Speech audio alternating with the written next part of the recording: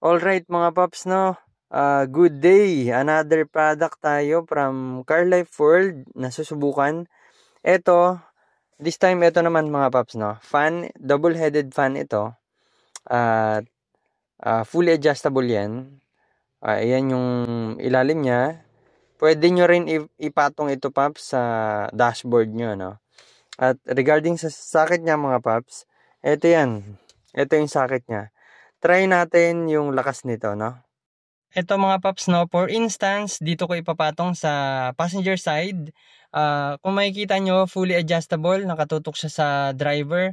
Ito naman sa passenger. Pwede kahit saan parte pa ng katawan nyo nakatutok mga paps, no? Test natin yung lakas.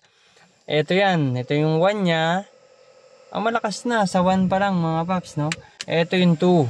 Ayan. Ang kagandahan lang dito, maitututok nyo talaga kung saan nyo gustong parte ng katawan nyo nakatutok, no? Alright, legit.